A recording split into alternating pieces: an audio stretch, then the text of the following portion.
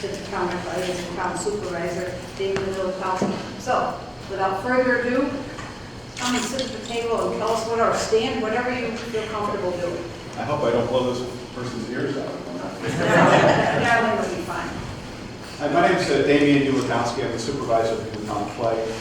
I've been supervisor for 6 years. And let me give you a little bit of history about the town of Clay. First of all, most of you are all from Onondaga County. So Clay is the largest town in Onondaga County. Then anywhere between 58 and 60,000 people here, depending upon what growth we've had since the last census was put out. We're positioned in the northern suburbs and enjoy not only being the largest town in Onondaga County, but we're the 17th largest town in New York State. And when I saw that number, I was rather impressed, knowing that most of the large towns are on Long Island. So for an upstate town, Clay has done very, very well in attracting people to a community that they find a place they can call home. As far as what our direction is, our goal is to provide public health and safety, as is every municipality across the state. But beyond that, we want to make sure that we're providing good housing opportunities, good schools, and a stable tax rate. And we've been able to deliver all of those things well beyond my tenure as supervisor. So I'm basically the steward of the town for the moment, and hopefully for the next few years as well. Because like every good leader does, they want to not only preserve what's been put before them, but they want to make a dent in providing some new things, some new opportunities, some new goals of their own for the residents they serve. And since I've been supervisor, I want to make sure that one of the things that we can do is continue to deliver that stable tax base to our residents by keeping taxes as low as possible. And I think we do that each and every year. And I think it started with my predecessor, in that we were able to transfer services from our Clay Police Department to the Sheriff's Department and really save our taxpayers a tremendous amount of our budget. In fact, our tax rate, not tax rate, but the tax impact to our residents went down by almost 21% in the year that we did that. It was an economic move more than anything. It made sense for the residents, and I think that's what they voted for, was the fact that they were tired of seeing taxes continue to escalate. And by providing this move, we were able to lower taxes. And it was only maybe last year where we creeped up to a point where we basically stabilized or became equal to what we were almost 8 years ago, which I think is a feather in the cap of my predecessor. And I certainly congratulate my board for continuing that philosophy through today. We didn't sacrifice services, however, because we have a very capable sheriff's department who this was handed off to. And since I've been supervisor, I can say with certainty, I've heard maybe 2 or 3 people complaining about the level of service that they received. So it did make not only economic sense, but it made good sense all around to our residents. Now, are people not getting the level of service that they want if there's a fender bender in a parking lot? They're probably not getting the response time that they were accustomed to with a local police department.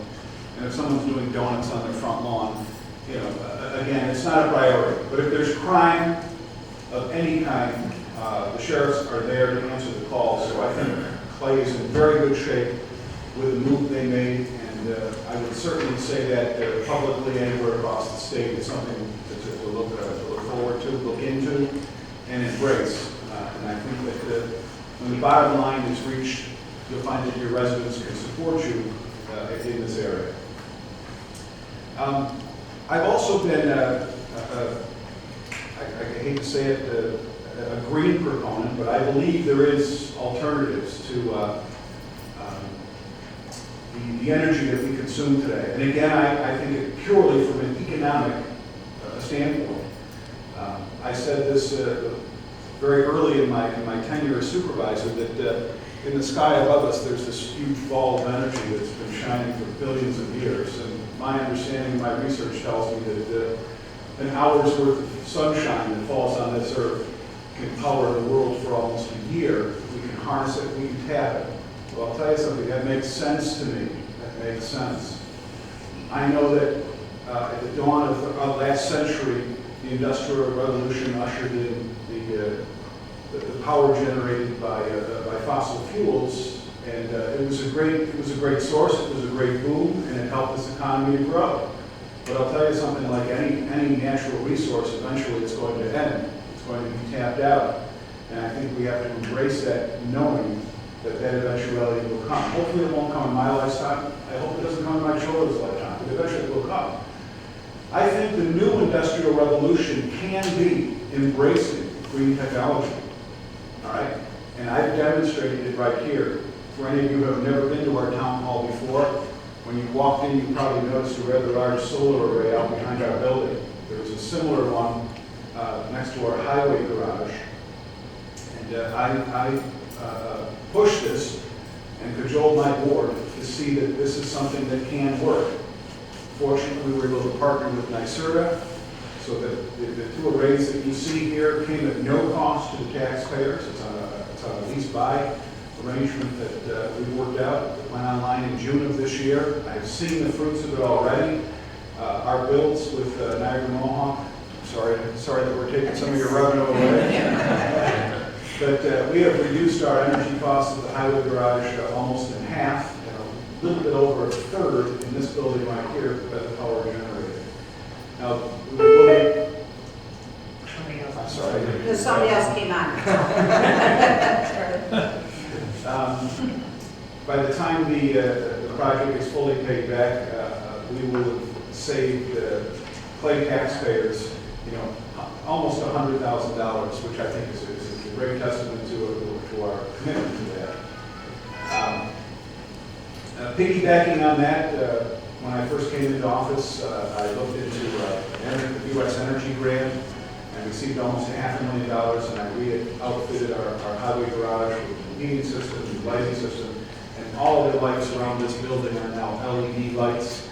I'm happy to say that we're consuming a lot less electricity due to that move.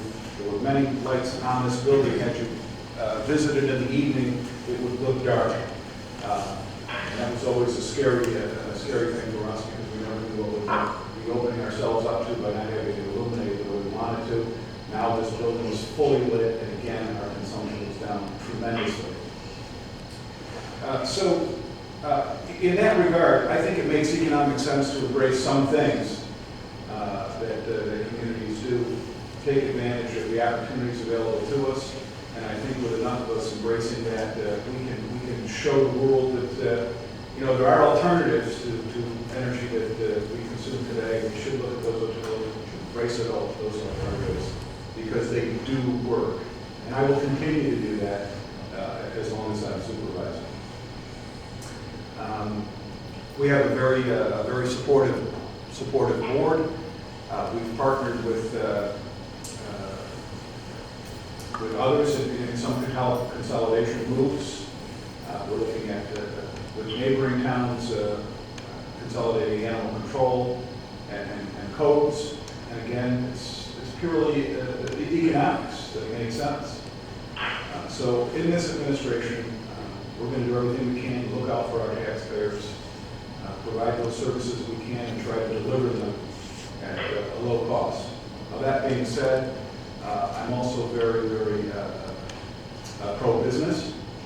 I'm going to embrace all those that want to be in the town of Clay. As I said, we are the largest. If you look at the housing sales, you'll find that most of the sales every Sunday when we look at that report are sales that were made in the town of Clay. People want to be here, and I want to embrace them as long as we can, as long as we have the services to provide for each and every one of them. So I will embrace business and both new residents who are looking to live in our community. I was disturbed to read in yesterday's paper that the city of Syracuse is the 23rd poorest major city in the country. That's a staggering statistic. I don't know what Clay's numbers are, but I'm sure they don't approach that at all. With 48,000 people in the poverty level, that's a sad statistic to see that. But us being just a little bit north of that, I think we're enjoying a much better and robust economy. I think it's because of some of the things that I have done and that my predecessors have done to make Clay a great place to live, work, and raise a family. That's my story. David, that's very nice. Thank you very much. Thank you. That's really great. Any questions of Damien before we let him go to work?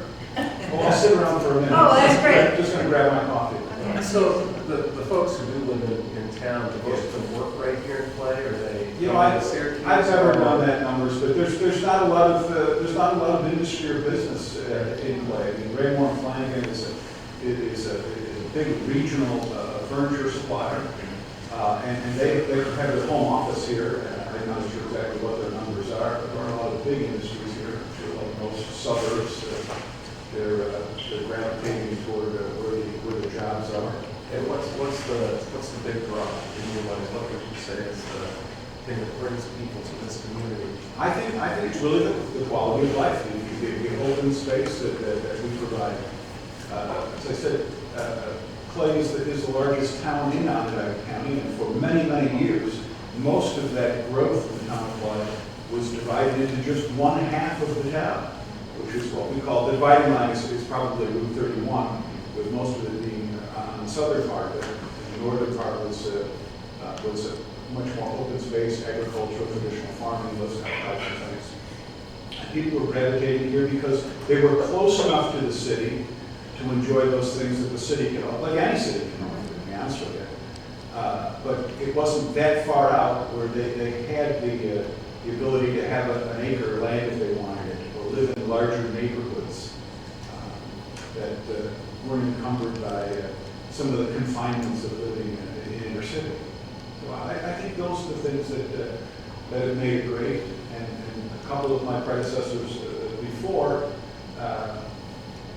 actually was supportive of introducing the Great Northern Mall, which really created the expansion that we have today on Route 31, being able to provide the services that people are looking for. Because another thing I said when I came on board was that I wanted to provide everything right here in this town that our residents could want. I would continue to do that. I want them to stay here or to spend their money here.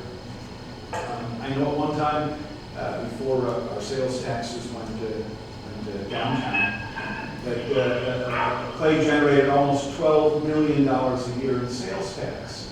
Our budget's just a little over $12 million today. So imagine the economic impact. If I were to take my sales tax and use it for my budget, my taxpayers would pay a little bit of nothing. All right? That's testament to what is still happening here in the town of Clay. So I think those are the kinds of things that bring people there. So pretty much your tax base is residential, it's real estate, it's the residential that. Again, if I knew Because you're on a lot of if I knew I business. was going to be tested, I would have done something. No, I don't know, but because you say you don't have a lot of business. There's not a lot of business here. There's certainly commercial. Oh, sure. If you look all around, there's commercial. Route 57 is basically a commercial area. Yeah. Route 31 is a commercial area. Morgan Road is, Henry Clay Boulevard is. But they're basically small businesses. Probably most of them employ less than 50 people, as is pretty typical of Central New York. But to answer that question specifically, what the breakdown is, I can get it for you, but No, I don't not have it. necessary, just was. I'm like Henry Ford. I may not know everything, but I know what you got. Do you see, well, first congratulations, there aren't too many areas that can boast what you did in terms of lowering the tax structure, but keeping the delivery of service, so that's up to you. Do you see any more low-hanging fruit that you're looking at? At the moment? Yes. No, not at the moment. I don't. I'm still kind of coming down from our last big project, enjoying the sunshine of pun intended that's falling on the town of Clay as a result of what we just did. And then my second question is, would you comment a little bit on the school district? Oh yeah, the school districts. The town of Clay has school districts that encompass all of the Liverpool School District, part of the North Syracuse School District, which is shared with Cicero. Some parts of the town are in the Central Square School District, and then I think a little bit in Phoenix. And if any of you follow what the various tax impacts of those districts are, anybody who's in the Central Square School District does very, very well from a tax perspective. I live in North Syracuse, one I'm always fighting with them because my taxes are constantly going up. The Liverpool, again, a very good school district. So I'm happy to say that all the school districts that are within the town of Clay borders are very, very good. Have a good reputation and put out a good product. My other question down the street on 31 in Cicero, I noticed they have their own police department. Got any advice for them about it? So I know that Cicero did contact us a few years ago when they themselves were thinking about consolidating. But I'm, like any good project, and I'm sure this is how you know this better than anyone. You have to market your product and let your customers or your constituents know exactly what it is you want to accomplish. So I think what they need to do is really research it, market it, and show the level of impact it can have on the community. So if they seriously want to move in that direction, I think they have to reach out to the public ahead of time, what it is they want to accomplish. I certainly think it can be done. There are several towns in Onondaga County that rely solely on the sheriff's and state police protection. Absolutely. I can unequivocally say that. I could actually go to my office and bring out my complaints. I have complaint files on everything. I don't care if you're looking at trash picked up or you're complaining about police protection. I have a file on everything and I can pull it out. So I can show you there's me with 2 or 3 people in there.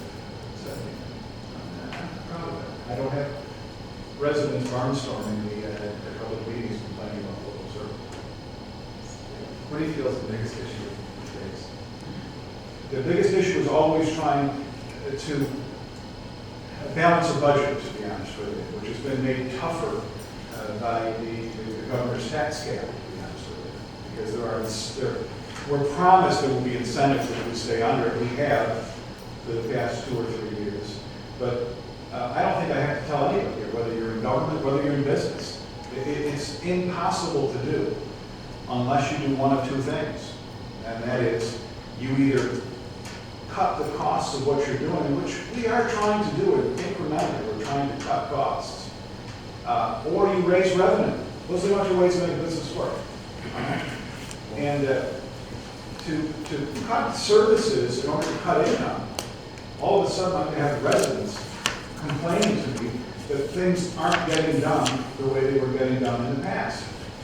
Again, one of the first things I said when I became supervisor was, I can rake your lawn for you if you want it, but you're going to pay for it. All right? So residents know, as we all should know, there's no such thing as a free lunch. We can provide any service you want. All right? So the only other alternative is to raise revenue. In raising revenue, the only way a municipality has to raise revenue, because we don't provide a product, we provide a service, is to raise taxes. And raising taxes is not a very good option. So it's a balancing act. So the things we have to look at are things like our employee costs, our employee benefit costs, our pension costs. I don't have to tell you what those 2 things are. Pension costs, there's a mandate. It's put down by the state to us. It falls into my lap and I have to pay it. And every year that number goes up, my budget goes up. So I have to find another way to cut, another area that I'm sacrificing a level of service to my residents. So it's a tough balancing act.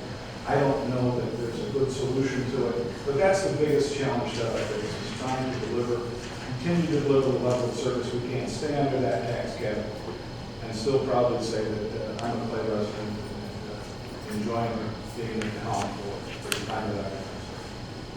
Thank you very, very much. First for your hospitality, letting us meet here, but also giving us the information. And if you think of anything else that you'd like us to know, we're just trying to be a sponge right now. Great. Thank you very much. Okay. Thank you for, let me get to the next topic right here on the committee structure and roles. In your handout, there's So everybody was thoroughly confused, because when we asked you to sign up, about half of you decided to sign up to a committee, so the co-chairs have a little more work to do. So we thought the first thing we would do is try to put in writing what each of these committees were going to do. But even better, we're going to call on Joe to explain to us a little bit about what the committee structure is. After the discussion, we'd like to establish a couple of rules for the committees too, and then we're going to extend our deadline to sign up until a week from today, and then you're going to get a call from me if you haven't signed up. Okay? You get strong arm after that. Okay, Joe, could you just give us a little idea of what you envision the committees doing and how we're going to do it, okay? Sure. Good morning, everybody. What I want to do is walk you through, first of all, the role and the anticipated timelines for the committees doing their work. And then I'd like to spend a minute or two on each of the committees. I have a slide for each that kind of distills the high points that are in the memo. And I want to say at the outset that what we've presented in that memo in terms of focus areas for each of the committees is really a starting point. I don't want anybody to see those as carved in stone. I think that the committees themselves, the individual commission members that are on each of the committees, should select the topic areas that they want to focus on, should identify the options that they'd like to roll up their sleeves and dig into. We obviously, as a project team at a staff level, will inform those conversations, and obviously that's what we've tried to do with the information that's in that memo. But don't see that as kind of locking your committee into looking at a specific set of issues. So at the outset, why did we propose a committee structure for this? Well, in our experience, particularly with a commission or a steering committee of this size, it really makes good sense to break up into different areas of focus, different pods of expertise that can focus on a narrower set of issues on behalf of the whole commission. So the committee structure really will permit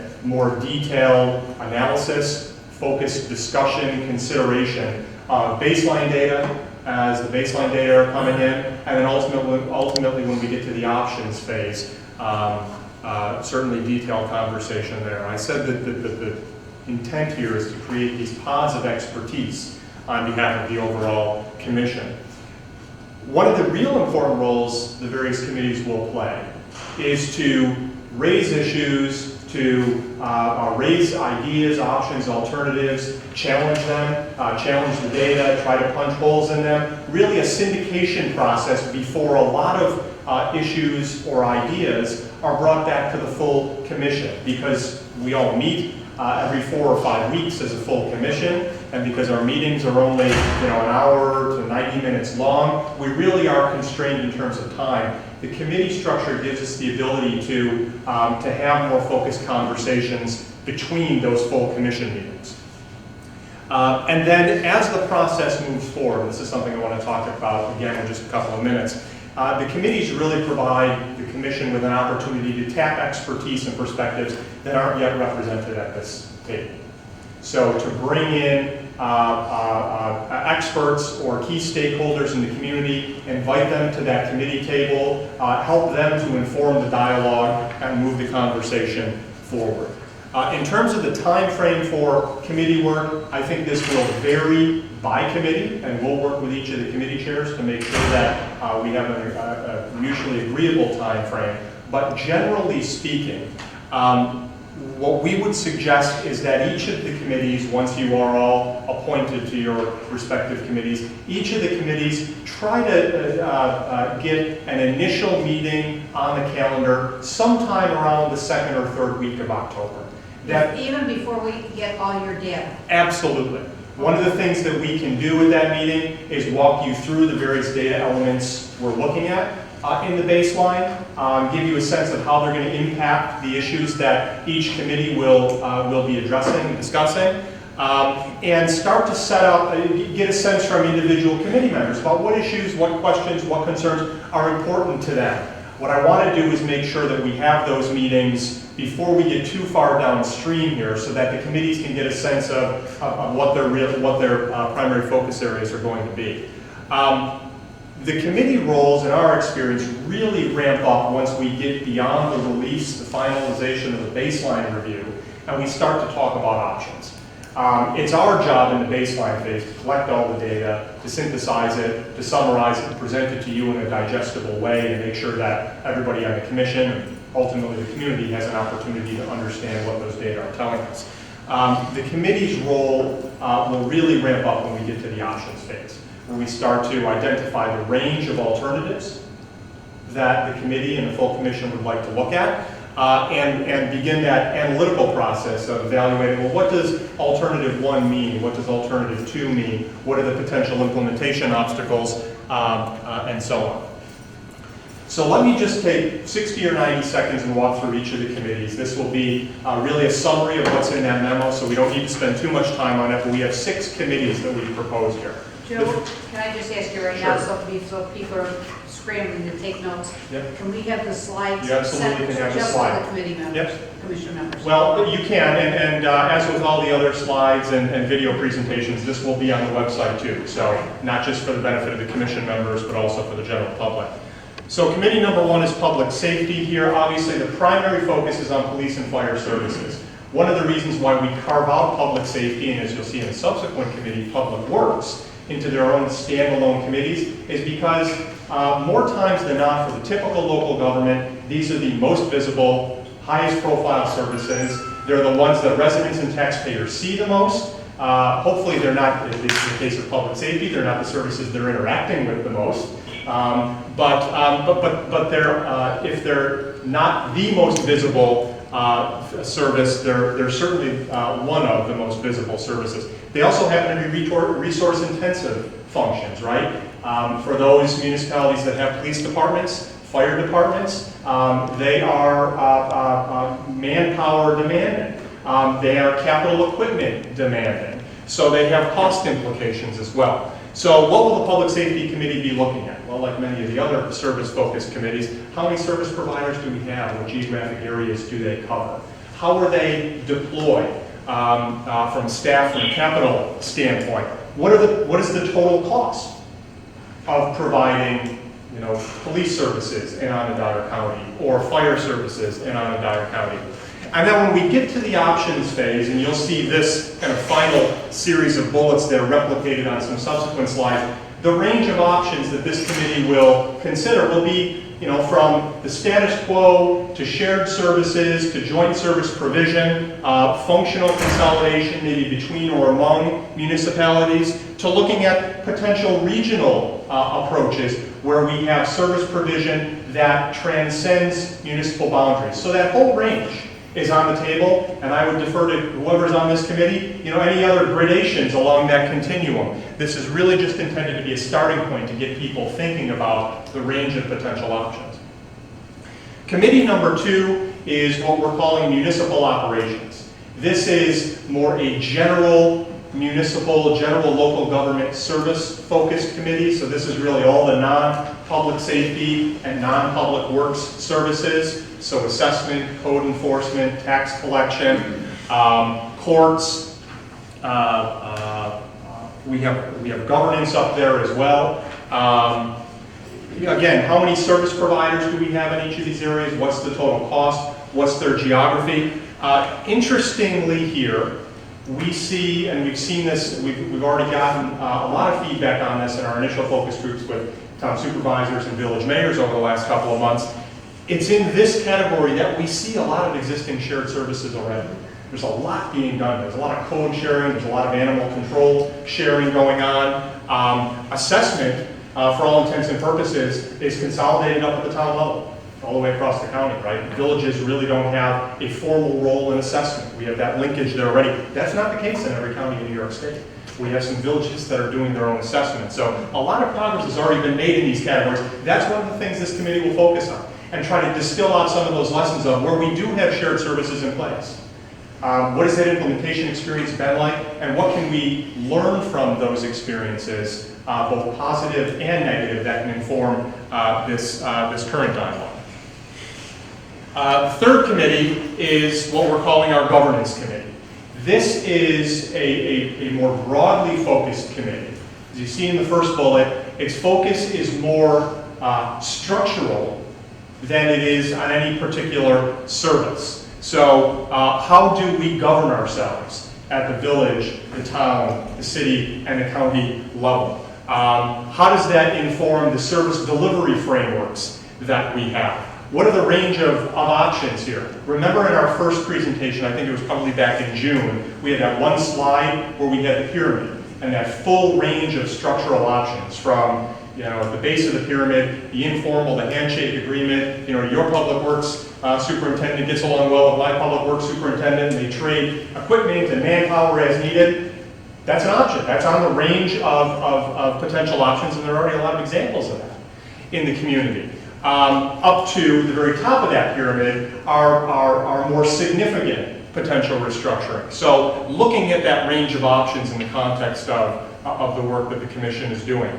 And then also not only documenting those possible alternatives here, but identifying examples, living, breathing examples already elsewhere in New York State, in other parts of the country, where again, we can learn from that experience. I always try to push steering committees and commissions, whether we're working in New York State or New Jersey or Ohio or whatever, don't focus just on the limitations of your own statutory framework here, right? There's a lot that we can learn by looking at approaches that have been taken in other states. The fourth committee is one you've already heard from at each of the commission meetings so far, and that's the Public Engagement Committee. The focus here is exclusively on making sure that this commission and its work are tied to the broader community, recognizing that the ultimate audience for the work that we do and the work that all of you do isn't just the people in this room, but the broader community of stakeholders across Onondaga County.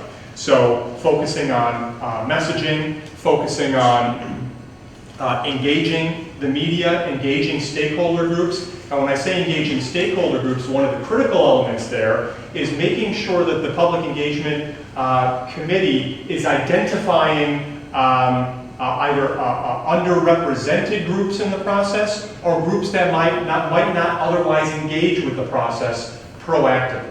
And then developing strategies for actually making outreach to those groups. We want to make sure that every part of this broad community of stakeholders is engaged during this process. And the Public Engagement Committee has already been doing good work there. Public Engagement Committee will also serve as the kind of the oversight entity for the full commission when it comes to social media engagement, the website and the messaging and the implementation of that. And then when we get to that point in the process where we're doing formal public forums, the Public Engagement Committee will be involved with planning those and developing the agenda for those. Committee number 5 is what we're calling infrastructure systems. There's really two sides to this committee coin. The first is focusing on public work services, and a lot of other study frameworks will typically have a standalone public works committee. I appreciate some of the feedback we got from commission members earlier on in this process, suggesting that we not only want to focus on public works as a function on its own, but the nexus between public works and the broader infrastructure issues, challenges, opportunities that are at play in this region. So the first focus is on public works services, and the approach here is very similar to what I presented for public safety, right? Who's doing it? How many providers are there? What areas are they covering? What is the cost? What are the differences in the way services are provided? And then again, that secondary focus is on the structures that are used to deliver those infrastructure-intensive services, primarily sewer and water. Right? We do have, to some degree, regional approaches in both of those areas, but we also have some local government level roles in those areas as well. So making sure that the committee and ultimately the full commission is fully informed on that. And then the sixth and final committee is economic development.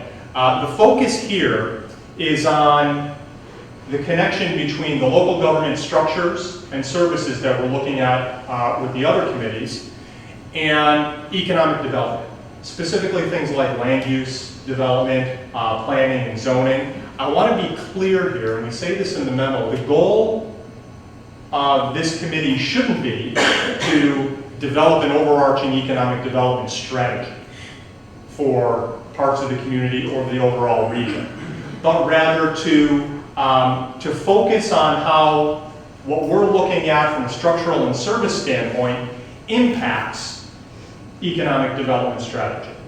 So competitiveness, obviously the cost of government is one element that impacts economic competitiveness. So there's a clear connection there. In terms of considering potential options here, one of the things that we would suggest the Economic Development Committee consider would be looking at the fiscal relationships between and among local governments within the county and then various sub-regions of the county, if you want to call them quadrants or whatever. Obviously, there are clear existing fiscal connections between and among every community within this county. That's going to be one of the things I leaned over to Ryan and said, we got to pull the data on, intra-county commuting patterns. And I thought that was a great question. How many of Clay's residents work in Clay? Well, the ACS data should be able to tell us, where people are commuting and what proportion of people are commuting from one part of the county to the other. And that, I think, at a broader level, helps to inform the Commission's dialogue about these interconnections within the county, right? That we don't have a town up here and a town up here and a city down here that are completely independent of one another. In fact, they are fiscally interdependent. And what data can we bring to the fore to help inform the Commission's conversations about that? One of the suggestions we put on the slide here is, to what extent might there be opportunities to look at a regional resource sharing? There are models of this in other parts of the country, and it might be something worth at least talking about at the Commission level. So that's one of the areas that the Economic Development Committee might want to focus on. So let me pause there and answer any questions, or try to answer any questions that people have about the focus areas of the individual committees. Again, I'll say none of this is carved in stone. What we want to do with that initial meeting with each of the committees is kind of go back through the list of focus areas and make sure that we syndicate our perspective with what members of the committee are thinking when it comes to each of these areas. Joe, this is just actually procedural.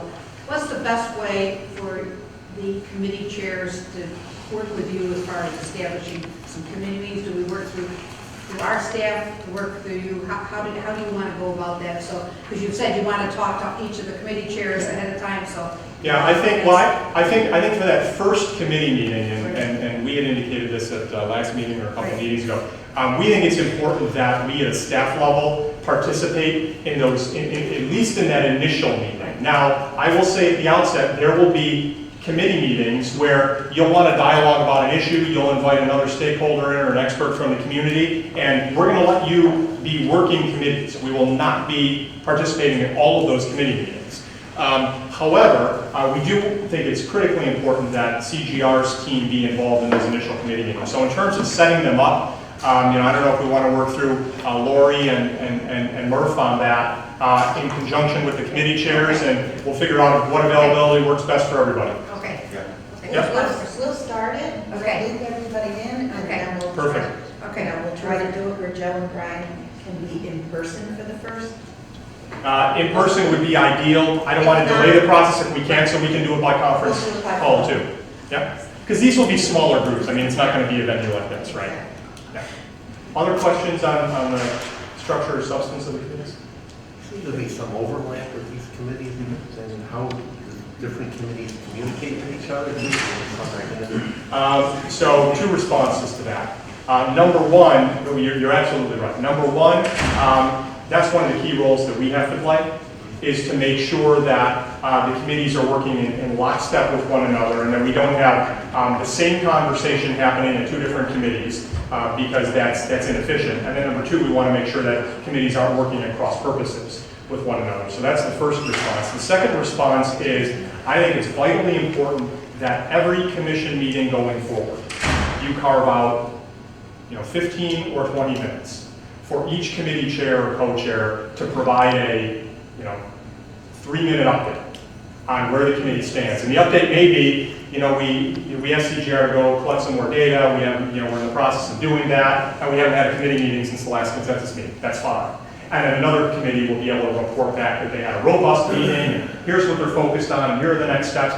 So I think that's important to make sure that everybody around the full commission as a whole has a sense, gets at least a monthly update on what's going on in each of the committees. Yeah. I'm trying to frame my question. So, and it relates to the overlap issue. All of us have been, in my limited experience doing my work as a member of the outreach committee, I'm realizing that depending on who we're talking to, we are all touching a very different part of the self. And at what point are we going to figure out what the overarching goals are and what the benefit is going to be to the elephant and not to the pieces of it? Am I making sense? And so, to me, that's really critical, right? There's a history in this community of policy decisions being made that negatively impact one section of our community towards another. We need to pay attention to that as we have these conversations to avoid those pitfalls. Because the trust factor is on very thin ice right now in certain parts of our community about this project. Did I do it right now? You did great. I think, I think the Public Engagement Committee has generally speaking, a major role to play in that outreach. We're at a point in this process where, we're not talking about options. We're not talking about more shared services or consolidating services or municipal restructuring or going in the direction of regional governance or anything. We're nowhere near that part of the process yet. We're still in the process of documenting what exists. And there's something really, really valuable about being at that part of the process from a public engagement standpoint. As I mentioned, I participated in the last 2 or 3 Public Engagement Committee meetings by phone. And one of the things that I've stressed is this is exactly the point in the process where you get out not just to not just to those large constituent groups, but the small ones that might not otherwise engage with the process or might be under or unrepresented in the process, and say, here's the process. Here's what we're doing. We're collecting data right now on what exists. No conclusions, no recommendations, no strategies. Before we get to that phase of the process, we want to hear from you. We want to hear about your concerns, what you want out of the process, what you don't want out of the process, what scares you about where we are and what the process could produce. And there will be, at most, if not all, of those public engagement meetings at this part of the process, a lot of shoulder shrugging when questions come back. Well, are you guys going to recommend X? I don't know. What do you think about X? Right? We're far too early in the process for me to tell you what a recommendation is going to be. There's something really powerful about starting the engagement process at this phase of the effort. So I think that that's something that the Commission really needs to take advantage of, and is already doing, I should say. Has been doing meetings with various constituent groups and that, and strategizing about how to do outreach to other constituent groups throughout the region. So I think that's critically important. That work has to continue. At every meeting, we get out to talking about unfunded mandates from New York State and the impact of New York State government on local governments. We heard it this morning from the supervisor of the town. What committee is dealing with intergovernmental relations, not just among the municipalities within the county, but also with New York State? Probably that would be best suited for the governance committee.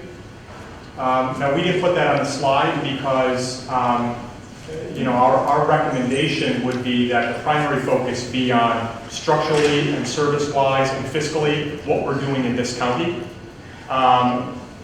But if the governance committee wishes to, take on things like WICS and Taylor and Triborough and some of the other things that are Medicaid, other things that are generally considered to be quote-unquote unfunded mandates, then that's probably best suited for that committee. But as part of that committee discussion, we need to make sure that we have a good handle on how that can inform the ultimate goal, the ultimate recommendation that would come out of the commission, right? Which is focused on, creating efficient and the most efficient and most effective local governance structure that we can. Just to follow up on Larry, but aren't there going to be times when these committees say, well, our hands are being tied by Albany, and that maybe that needs to be somehow part of the process, that we need to talk with Albany at certain times? Oh, I can almost guarantee that even on the structural side, you would need to talk with Albany. Okay. Yeah, I was getting the impression that we were just sort of looking at us like sitting here. What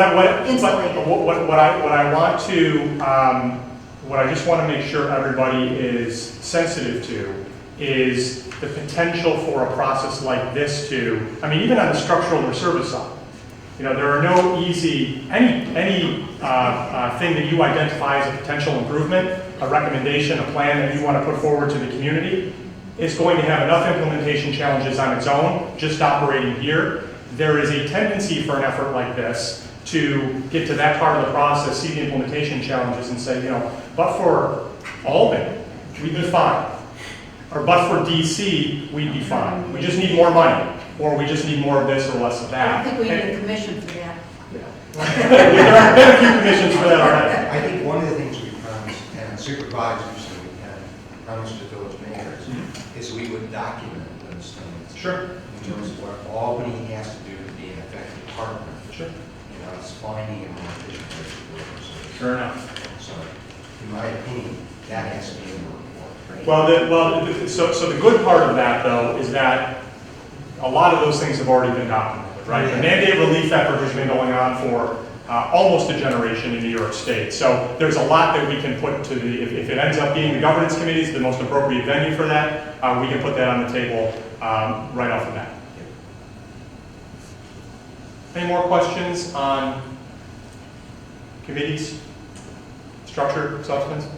Yeah. I just have one that the co-chairs have discussed about having just some ground rules for committees. And the two that we're actually thinking about is, number one, that you have a meeting of your committee before you invite anybody else in, so that you get to talk about how you want to run your committee on that. And that anybody who's invited is a vote of the committee. This is not the chair's prerogative alone to invite people into being the committee. Okay, so that's the first one, is that it's a committee decision that you want X person to come in and work with you for maybe a period of time, be on the committee the entire time, whatever you decide. That's number one rule. And the number two rule is when it gets down to the recommendation of your committee to the commission as a whole, the only people vote are the commission people, not the 15 or 20 experts that you brought into the room on it. Now, those are just a proposal to you. I'd like a discussion of it, but that's sort of what the co-chairs thought would be a good format to go by. But I'd like to hear from what anybody, especially the chairs, think of these committees. Are those okay rules? All right. Okay, enough said. Let's go with the committee structure. Down. Okay, sorry, I didn't see No, that. that part I think was fine. I'm just wondering, is there going to be a common location for committee meetings so that they're happening in a common place at common times, or is that going to be random? I just think trying to get everybody's schedule lined up to allow something like that would be rather difficult. Once we get a final list of who's on each committee, there'll be 3 or 4 people, presumably, on each of the committees, maybe as many as 5 on a couple. And we'll just schedule, given what's convenient for the chair and the members. And just the one follow-up, I said next Friday if I haven't heard from anybody, but if you have already decided and voted to be, or said, I'll be on such and such a committee, and after this discussion you've changed your mind, it's perfectly okay too. But by a week from today, we'd like to have everything in so that we've been talking about getting you a booklet of some information, and I think this is the last piece that we'll need. We're putting all talking points. Public Engagement Committee has done that work. We have now a roster with all the information on it, so we're going to try to get that to you before our next meeting on it. So, but Friday, if you have not reported in, you better start hiding because I'm going to be hunting you down. If possible, before you leave today, Yeah, that would be great. let Laura know what your commitment is in terms of committee assignment. Are we subject to any law with respect to open meetings? No, but we've said that, I mean, we're taping all our meetings and put them on that, but you're talking about the committee meetings. Yeah. We're not, as far as I know, we're subject to nothing. We're not a governmental. That's right, you're not subject to open meetings law. I would suggest that the committee meetings be advertised, made publicly available, just like the commission meetings are. They go on the website, they go on whatever other media or social media that the commission is going to be using. And that the public have an opportunity to participate or sit in on those, well, at least sit in on those committees. We'd like that anyway because the co-chairs are going to try to circulate. We might serve on one of the committees, but we also might want to circulate around. So That's a there's good idea. a common place where all the meetings are going to be posted. So we can work with our calendars. We're not going to be part of the process of holding up a meeting, but if we can make it to a meeting, we'd like to do that. To date, we've done that with the Public Engagement Committee meetings, as well as the regular meetings. They all go on the website. We have a point of promoting each of the regular meetings of the commission on our social media. We can do that as well. And at the first committee meeting, if it's possible, if you can identify at least the next 3 or 4 meetings in terms of what dates, what times, what events. That'll help the second one. I think we have that. Yeah. I presume there will be no objection to joining more than one committee, but do you have a sense of the time commitment for committees? This will influence my decision. I think it will differ a bit by committee.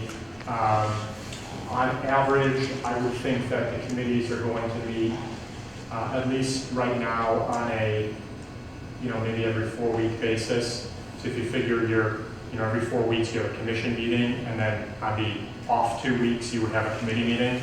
So that's probably for at least the next few months. And then I think once you get deeper into the options phase,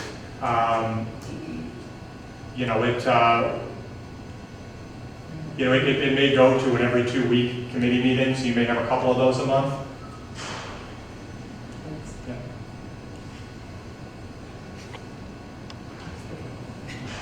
You were thinking, oh, thanks. I like that volunteerism. Okay. Go to the next one. So baseline, yes. Okay. So what I wanted to do today was give you an update on where we are with the baseline, give you a sense of timeline, and then also give you a high-level sense of what the key elements of the baseline are going to look like. So today's presentation, I know we spent time on data last month, and we're going to spend a lot of time on data next month.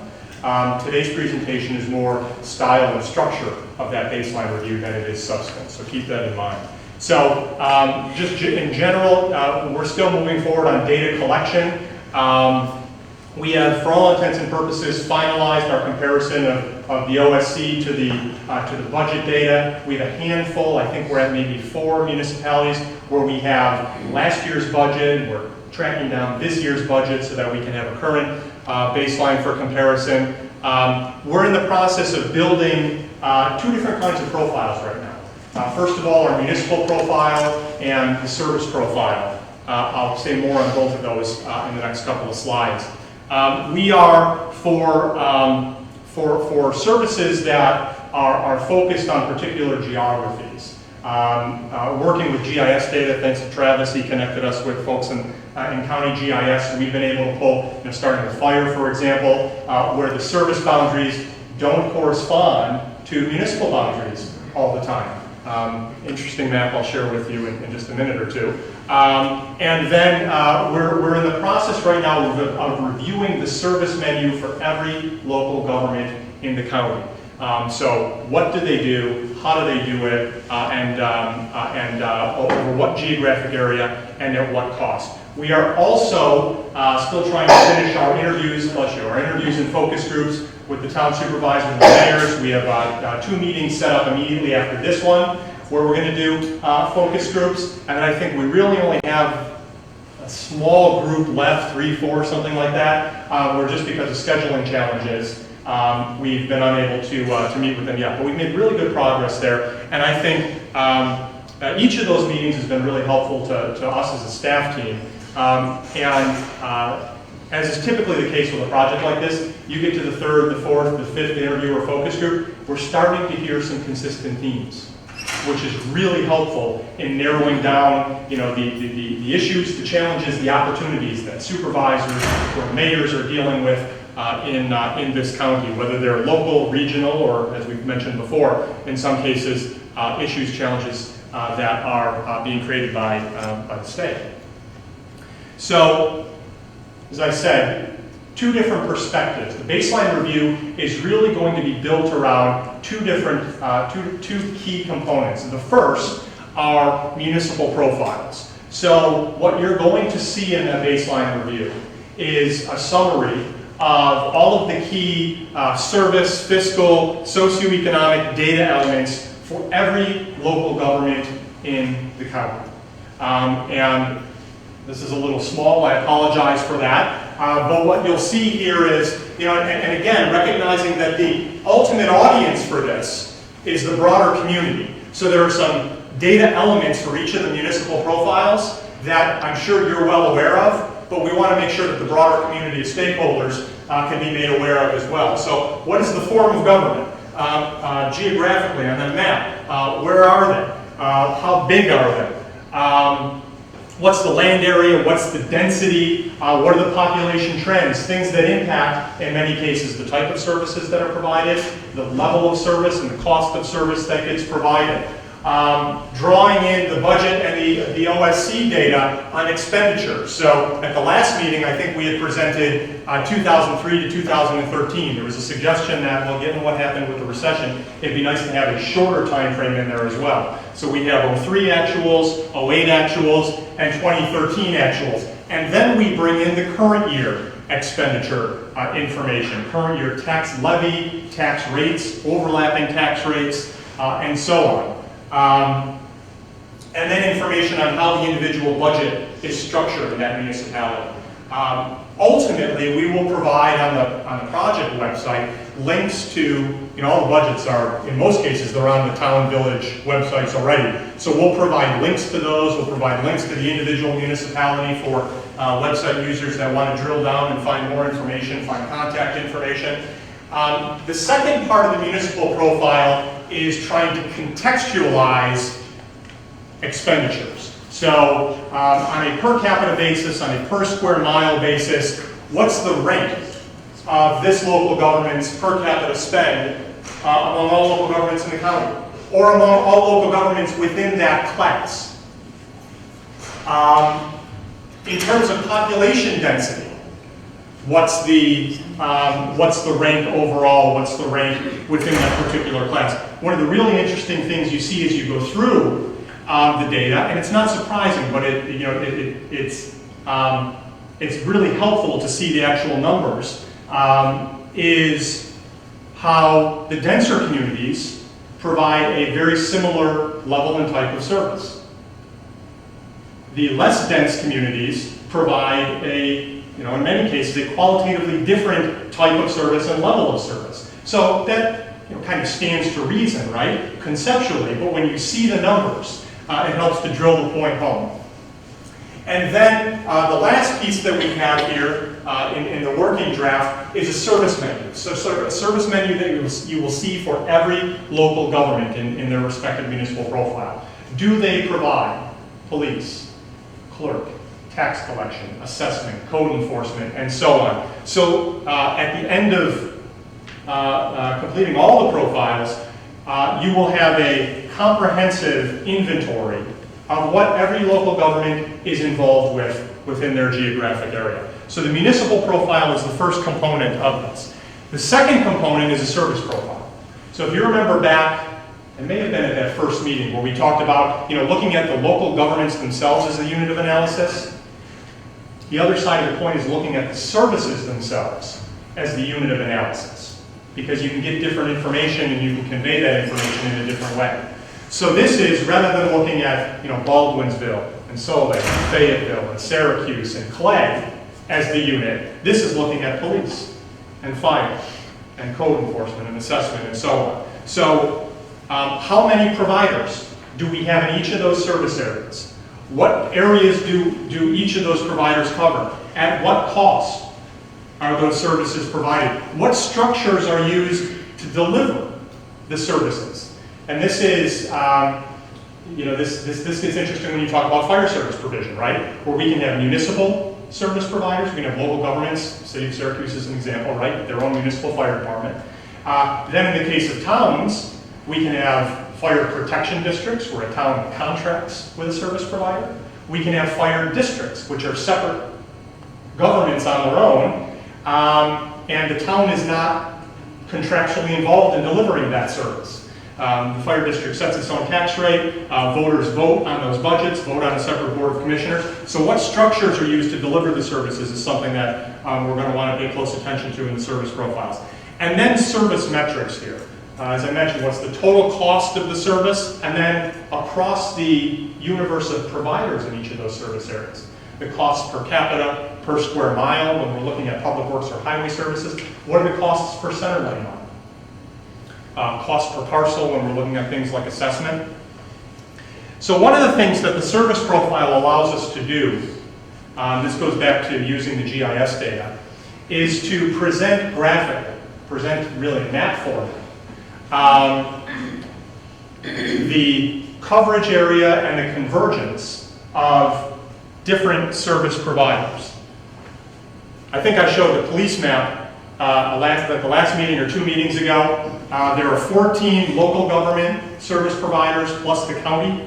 So 15, not counting the state police, which of course has jurisdiction in some areas there. Public works and highways, every local government in the county has a DPW or a highway department. So those colors simply track the municipal entities in the county.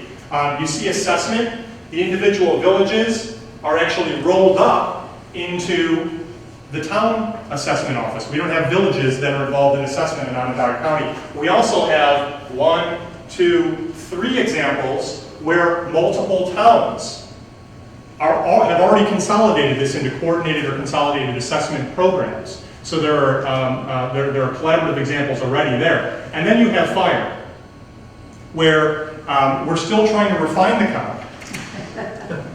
But at last count, we have 58 service providers, and you'll see that there are that the service boundaries, with the exception of, I can't even really say with the exception of the City of Syracuse because there's some standing outside borders. But the bottom line is that the service boundaries don't track municipal boundaries, very much like school districts, right? So we're in the process right now of going through the GIS data to quantify what is the square mileage that they cover, and then that will be a precursor to allow us to provide some of the service metrics that you saw in the preceding slide. So I just wanted to give you a flavor for what the municipal profiles look like and what the service profiles look like. In the baseline review, those will be preceded by an overview. And that overview really encompasses a lot of the data that I shared at the last meeting, that we talked about at the last meeting. Where are we as a county-wide entity? How much do we spend? Where does it go? What are the primary sources of revenue? How much of that is supported locally through the property tax, for example? I shared a couple of grids with you at the last meeting. that just kind of illustrate at a high level the number of service providers and the level of expenditure that they have in each of those areas.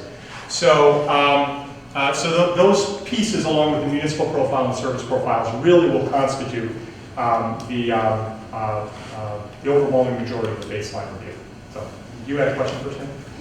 Maybe I'm missing it, Joe, but I know initially when we started talking about this, we talked about somehow, and it may be somewhat more subjective, but how to quantify that penetration of the service in each of the communities, other than just cost. And I'm not sure, you know, if I'm missing it, please just tell me, but I know that quality of the service, while a town or village or city may have it, you know, what is the, I can't think of a better word than penetration of that service that the residents would say, that's a really valuable service to me, other than just the cost part of it. Yeah, no, it's a critical part of this. A lot of that comes out in the options review. So when we start, the baseline data being what the baseline data are, right? Here's what exists today. Now, once you get to the point where you start developing and trying to evaluate options, we have to recognize that it's not as simple as saying, well, darn, I should just, you know, cut the DPW and highway piece into quadrants, and you know, we have 4 highway departments for the county, and it's as easy as that. Well, it's not as easy as that, because we have different population densities, we have different street widths that impact the kind of capital equipment that villages buy versus what towns buy. We have different areas where the county might have a role, or the local government, the individual municipality might have a role. So that part really gets distilled out once we get to the options analysis, absolutely. Now, in terms of assessing the quality of service or resident satisfaction with the level of service, that's a little trickier. You know, it's obviously something that could be surveyed. It's something that we could spend time at our public forums across the region drilling into, but it does get to be rather subjective. And one of the things that we want to be really careful of in the baseline review is that we are not wading too far into the subjective area. We want to be presenting, you know, clinical, objective data elements. I don't dismiss the importance of the subjectivity of the process, because ultimately it's the subjectivity that's going to impact people's willingness to entertain one option or another. Right? I really like my police department. It's, you know, yeah, it's expensive, or you know, or in a community that doesn't have a police department. No, I don't want to pay for that. I would never pay for that. That's one of the reasons why I'm here in my tax role, because I don't have one. Those are important elements in kind of that community conversation. So that's where they impact the process. Because I can just see somehow entering into this unforeseen hornet's nest that could, you know, send this thing, whether it's one particular area's Parks Department or some, sure, you know, whatever that might be, that could quickly send us off the rails. Absolutely. Yeah. Joe, you probably plan on doing this anyway, but the municipal profiles, can you make sure that they're vetted with the respective Absolutely. vet of that particular area? Yep, absolutely, no question about it. So that's bullet number 3 on this slide. So in terms of the timeline and rollout here, we're still, our working goal is to have a draft of this that we will walk you through at the October meeting. We'd like to, at that point, have 2 weeks for review and feedback by the commission. We'd also, I say if required here, we would recommend that. I'd also like to provide each community's, each local government with its municipal profile so they can see it, so they can vet the data, so they can either clarify or correct or ask questions about the data. The goal here would be to reach conclusion on a baseline by, roughly the end of November. And then we would release that at minimum through the website. We'll coordinate with the Public Engagement Committee on other venues that we can use to release that. Okay, so Joe, for our next meeting, which is October something, Yeah. 24th, are you going to have information to us ahead of time so we look at it before you walk us through? That would be the goal. Okay. That would be the goal. It's an aggressive time frame, but if we can get something to you, 4 or 5 days before the meeting That would be that you very can scan helpful. through, yeah. And then we were thinking, what you said again, 2 weeks for review. We were thinking maybe having a commission meeting early November, like the first, so that we really can give you the feedback and you can ask questions that Great. now have come to mind since you saw it for the very first Yeah, time. yeah, I think Is that what makes you good do? sense, yeah. Okay. Yeah, I mean, we'll obviously coordinate on scheduling a date and time for that, but Yeah. I think that makes And sense. the third bullet, Neil and I really agree that the execs have to get out before it becomes public. Mhm. Because you've met with them and say, Yep. is there something Yeah. there that you think is just way off Yeah. the wall? Yeah, You know, Yeah. that can't possibly be right. right. Because I think we've basically told them that we give them a That's shot at perfect. looking at it. That's See what perfect. they need. And I think that there will be some cases where there are specific numbers for a municipality, for a town or village, let's say, where even though the number's accurate, let's say a big increase from 08 to 13, right? It will require some clarification. Right. And I think that you want to give the chief electeds of each of those jurisdictions the ability to say, look, here's what you guys kind of put in the footnote, right? That the reason why we did that was because we took on the debt service that's actually being reimbursed by the state or the feds to fund this big, no impact on the taxpayer, we're happy to do that. Yeah. And we could make, for those maybe the important ones, a brief notation. Yeah. on there. Footnotes. No question about it. Yep. That's good. Okay, because we've heard that as. Yeah. Oh, we've heard it too, yeah. As long as, Yeah. well, that's crazy because this is exactly what you said, yeah. Okay, There will be cases of that all over the county. all right. Okay, any other questions of Joe right now? Because we'll move on to. Joe, good job. Thank you. Yeah, it's really great, it's getting exciting. Melanie, the chair of the committee that's already been working for months. Yes, yes, good morning.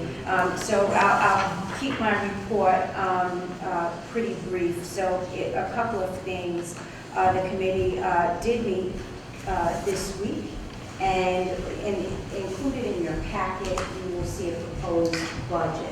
And what we tried to do is to really break out what we thought some of the associated costs would be in terms of the public engagement process.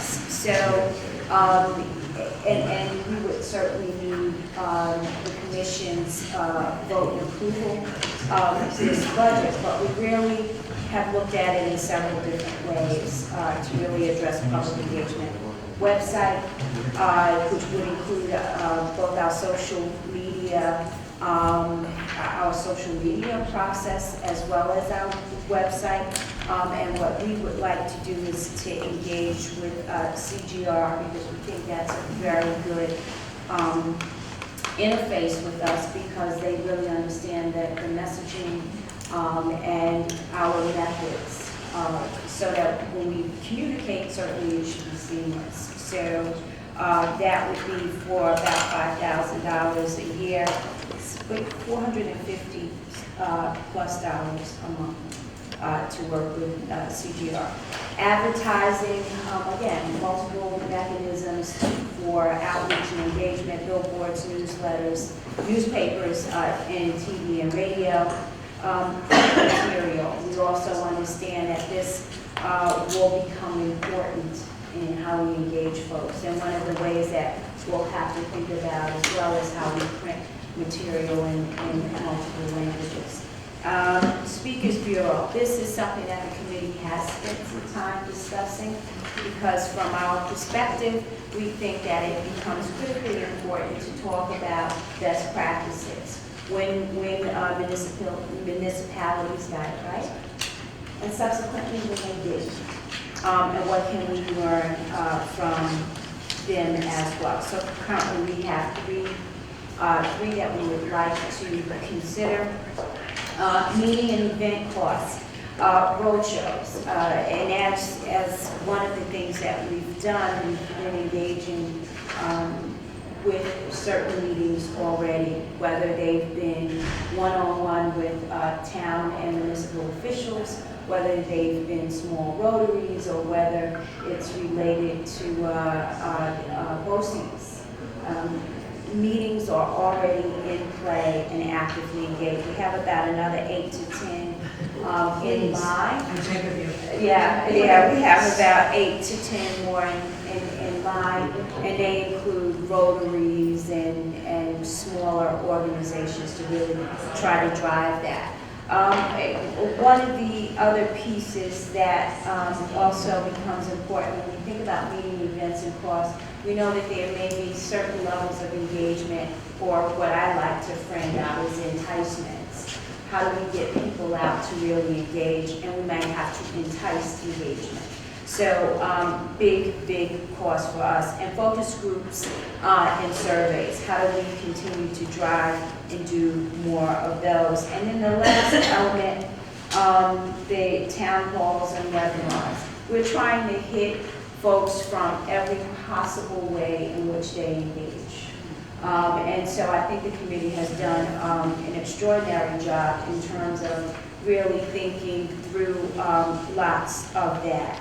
One of the suggestions or recommendations that came up from one of our stakeholders, Mary Thompson from HBR, the Home Builders Association, HBA, the Home Builders Association, is really how we should begin to think about this engagement through a series in the newspaper. Or outreach in education with the bi-monthly column, that we can begin talking about what we're doing and really educating the public from that perspective.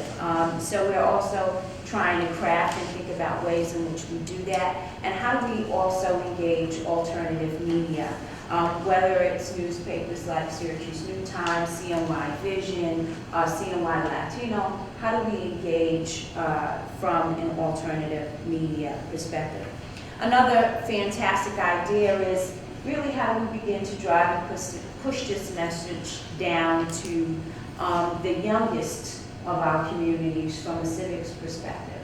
How do we really begin having them begin to help us frame some of the dialogue? So how do we engage, in particular from a social studies class and across the county? So more thinking around that, and we'll work with Donna Desiato in that respect. So as you can see from the public engagement team, we have lots of spirited, good discussion and really trying to push the boundaries on how we engage, and how do we really ensure that we capture the voice of many of our residents who might be underrepresented in some of this dialogue, and how do we get them to engage and capture their voice? Committee, did I get it? Did I miss anything? Laura? No, I don't think so. I think the only thing, the copy didn't do what it was supposed to do, so the total is on the back of that one. Yes, Is that to shock us? 140, that's my design, actually, no, I'm just kidding.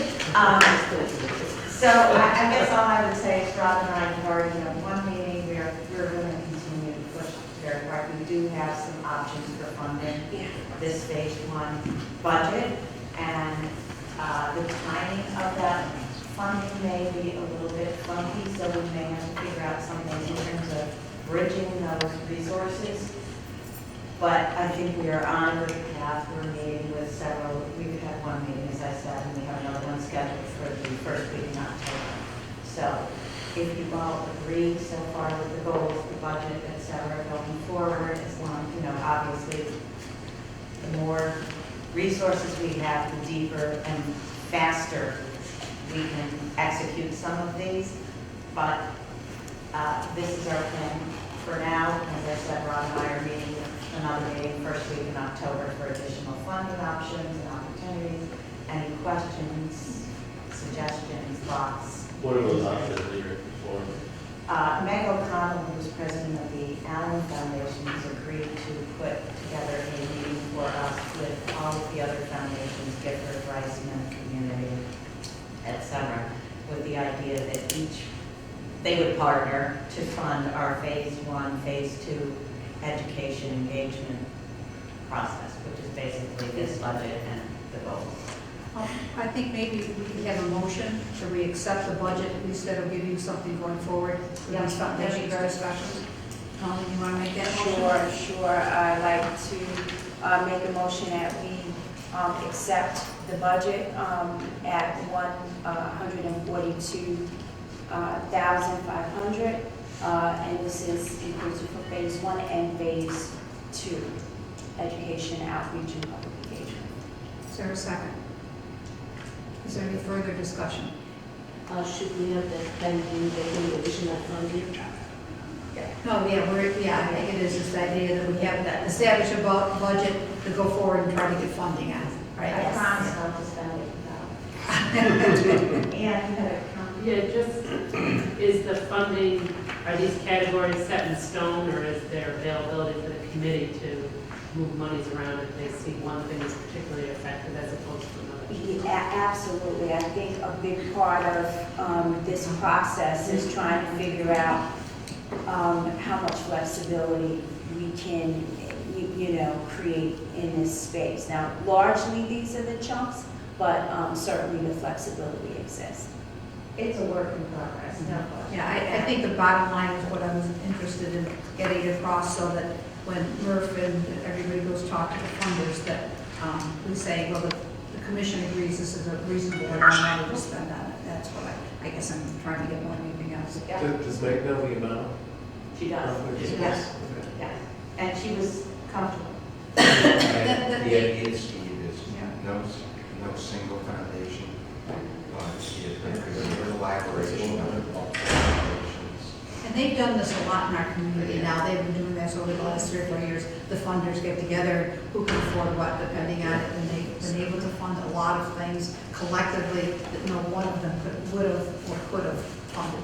They've been working on that a lot the last couple of years. It's great, actually. I'm going to see Gotten you this together. weekend. Is there anything you just would like me to convey? Your support. Encouragement? As a commission member, and she's been terrific, but, she's only talked to Rob and myself, and Neil for a minute, so the more that she hears, and obviously the other funders, if you have any friends, networks, or who sit on any of the foundation boards, Larry next to them. the support and, of ours would be great. Yeah. Certainly. But she's kind of taking point on this. She is. Yeah. She's taking the lead on it. Yeah. Art? And do you know the governor? I know he has the extra 4.2 billion. We've asked for half of that. Well, he's. Well, she's not kidding. I'm not kidding. What, 800 million for government consolidation? That might be 800 or 300? 500. 500. That's what he's recommending. So. I mean, we have a very good end with the governor in Colorado County in this whole initiative. Maybe we can go and present to him. Absolutely. Of course, you know that all of it has to go to the accountability, has to pay. Like I said. But no, I mean, there's a source. Right. We are looking at all those options, and Rob and Murph especially, working with a lot of them, looking at different angles. Sorry. Are there other commissions like this working in other counties? Not that we know of. Not actually. There's been rumors of some private conversations in the capital region around these issues, but I don't think they've gotten as far as this. So, That's why certainly we're not really, so if this is the vanguard, Right. this kind of effort, right? yeah. That's a good point. He is pushing, I mean, from that perspective. I mean, if he's looking for the mechanism, while the book hasn't. He mentioned the state. There's a mechanism. He's paying attention to us. He's watching. He used this, what we're doing, for sort of the poster children, so to speak, as effort. Now, Mark. Instead of the canary in the coal mines. No, Right. Mark's comment is correct, it has to be fully vetted and passed by the state legislature, which could have a whole other dynamic to it because it's money, and that they get to spend. But, that being said, we are in a position, I think, and I do think we should, at some point, the commission should think about a presentation to him and our state delegation, something that solidifies how much work we've already done and where we are. And before we lose this motion, let's get the motion voted on, okay? So, okay, all in favor? Anybody opposed? Okay, now, go ahead, Ruth. You can finish if you want. No, that's all, I think that would be in the works, and obviously the county executive will be, is continued through Ann and Travis and Andy Maxwell with the mayor and county executives continue to be updated, so. Well, given that our state legislatures were very involved in the first grant we got, they're already very aware of what this commission's task is. So if we can prove that we've really done a fair amount and we're on our way, I think that's already a very positive step in the right direction. And we've already made contact with our two legislators that did the funding and we've kept them abreast of what's going on. Joe's met with both of them. Yeah. Joe's met with Francisco. Oh, yeah, we haven't been able to Molesky's schedule has been a challenge recently. Joe's trying to get on it. It looks like we hopefully will be Senator Molesky next week. So, he hasn't met Joe yet, and I think it's important that they meet and be able to talk Yeah, face the to face. Senator Francisco was a really good meeting. They were. Okay, administrative items. So I'm going to just, because we're out of time, so I'm going to add two quick things. The first is we will send to you by email today, Mark Macotra graciously agreed to serve as our photojournalist, videographer, and did the welcome and introduction clips of the three co-chairs for our website. We were going to show them this morning, but we're out of time. And they're great. Painful. So we will send them, and I hope we'll encourage you all to respond yes, because we want to do one for each of you to eventually. That's right. My second administrative thing is our next October meeting, which is now our baseline reveal meeting, as we're calling it internally. We're scheduled for a new meeting. Joe's just initial presentation, he thinks is 90 minutes. That's not questions and answers and lots of discussion. So we, the co-chairs and I, did quickly discuss do you think, and you can do it by show of hands, we'll leave it at noon, or we can move to a 3 to 5 or 4 to 6 setting. What's the date? What's the date? October 24th, which gives us a little bit more time to actually really work through a lot of the data that's going to be. And can I say that I really would appreciate it immensely if we could do either the 3 to 5, 4 to 6 slot, because it's the annual meeting of the SRC board, and I'm the chair, I have to go to it. I don't really want to miss this initial meeting, because we will take care of people who cannot make that, or whatever that, when that meeting is. Right. Whoever is not in attendance on the 24th, I think, Joe, we're going to have to do a face-to-face meeting. It's too much information, too much data. I'm out of town. Because I'm out of town. You're out, okay. So we're going to have to do something that accommodates those that can't be there for the initial rollout. Could you feel comfortable with the 3 to 5? Because it is 3 a to 5. I think it'd be nice to have a little bit longer time, Yeah. maybe have time after just as a group. Sure. So we have Socialize. a meeting? Sorry, Steve. Can we schedule some kind of makeup? Yes, we're going to, yeah. As soon as we find out who can't make the meeting. We'll yes. send out the October 24th, 3 to 5 for those who can accept. Decline it if you're out, and then I'll take the decline group and we'll work up the next one. Okay. Work? Is that right? Feel better. Okay. Yeah, because that's going to be, I think you have to do it with Joe. Like, it's just not optional. There's too much data. Probably not a call in, let's go. No. Maybe, but, Right. you know. Well, we have materials ahead of time, so Yes, that's the have big everything thing. ahead of time so that you can bring it or work through it, whatever the best way for you to I work don't through it. think I'm going to be able to call in. Yeah. Go to a meeting, it's a PowerPoint. Yeah, Any other, that's all I have. Yeah, thank you very much. what do you think about where we are and what we're doing? Any comments? Good, very good, actually. It's going to be interesting to see the data. Yes. Are you comfortable about where we are? You know, on the financial data, I'd like to see a sources and uses analysis. I mean, if you could break down a single page, the services, and the sources for the services, that would eliminate some of the problems where we have a large capital amount coming into a budget particular year. And we haven't talked at all about balance sheet for each of the municipalities, and I think we can talk about the picture where I have the balance sheet. So, and if there's a way to provide most recent balance sheet along with Assuming that that's going to be part of the baseline that we get. I don't know. Say that again? I said, I'm assuming that that would be part of the baseline that you get. The balance sheet, yes, yeah, I. Because without that, it would not be a total. That's just, you don't have to worry about I'm sorry. That's in, that should be in the report. Yes. Beyond the OGS, we have to report our fund balances and our reserve balances.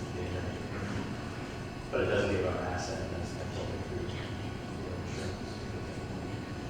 But most of the So it's time, fund that's balance. Yeah, fund balance. We'll talk to Jim about the church. Other things we should focus, so we focus on. Just a reminder, choose a committee or committees.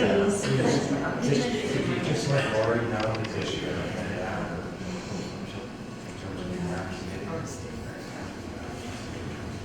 Well, thank you all for the time. I really appreciate all the time and energy you put on.